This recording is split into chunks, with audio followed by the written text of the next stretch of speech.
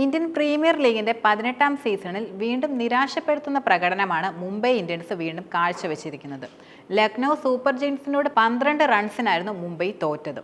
ആദ്യം ബാറ്റ് ചെയ്ത ലക്നൗ 8 വിക്കറ്റിന് 203 റൺസ് എടുത്തപ്പോൾ മറുപടിക്കിറങ്ങിയ മുംബൈക്ക് 5 വിക്കറ്റിന് 191 റൺസായിരുന്നു നേടാൻ കഴിഞ്ഞത്. ഇതിനെ തുടർന്ന് തട്ടകത്തിൽ 12 റൺസിന്റെ ജയം ലക്നൌവിനൊപ്പമായിരുന്നു. സീസണിലെ 3ാം തോൽവിയോടെ മുംബൈയുടെ നില വലിയ പ്രതിസന്ധിയിലാണ്. ഈ പ്രാവശ്യം വലിയ പ്രതീക്ഷ മുംബൈ ടീമിനുണ്ട്. പക്ഷേ മികച്ച പ്രകടനം നടത്താൻ ടീമിന് സാധിക്കുന്നില്ല.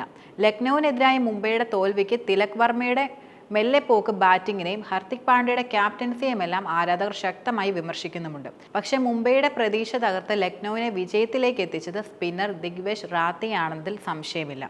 ആരും വാഴ്ത്തുന്നില്ലെങ്കിലും റാത്തിയുടെ തകർപ്പൻ ബൗളിംഗ് പ്രകടനം മുംബൈയെ മറികടന്ന് ലക്നൌവിനെ ജയിക്കാൻ വളരെയധികം സഹായിച്ചിട്ടുണ്ട്. T20യിൽ 4 ഓവറുകൾക്ക് വലിയ വിലയാണ് നിലനിൽക്കുന്നത്. ദിഗ്വേഷ് റാത്തി 4 ഓവറിൽ 21 റൺസ് വിട്ടുകൊടുത്ത് ഒരു വിക്കറ്റാണ് ശരിക്കും നേടിയിരുന്നത്. വമ്പനടി നടത്തി ദമാൻ ധീറിന്റെ വിക്കറ്റ് നേടിയെടുക്കുകയും ചെയ്തിരുന്നു. 24 പന്തിൽ 4 4ഉം 3 6ഉം ഉൾപ്പെടെ 46 റൺസാണ് ധീർ പ്രധാനമായിട്ടും നടത്തിയത്. റാത്തി ധീറിനെ ക്ലീൻ ബൗൾഡ് ആക്കുകയുമായിരുന്നു ചെയ്തത്. ഈ വിക്കറ്റ് മുംബൈയുടെ വിധിയെ മാറ്റിമറിക്കുന്നതായി മാറി. റാത്തിയുടെ ഓവർ ലക്നൌവിനെ ജയിപ്പിക്കുന്നതിൽ നിർണായകമായി മാറിയിരുന്നു. ലക്നൌവിന്റെ ബൗളിംഗ് നിരയിൽ ഏറ്റവും മികച്ച ഇക്കണോമിയിൽ പന്തെറിഞ്ഞത് റാത്തിയാണ്. വെറും 5.25 ആയിരുന്നു റാത്തിയുടെ എക്കണോമിക് എന്നത്. ലക്നൌവിന്റെ മറ്റ് താരങ്ങളെല്ലാം റൺസ് വിട്ടുകൊടുക്കാൻ മടി കാട്ടാതിരുന്നപ്പോഴും റാത്തി റണ്ണെടുക്കിനെ പിടിച്ചു നിർത്തുകയായിരുന്നു.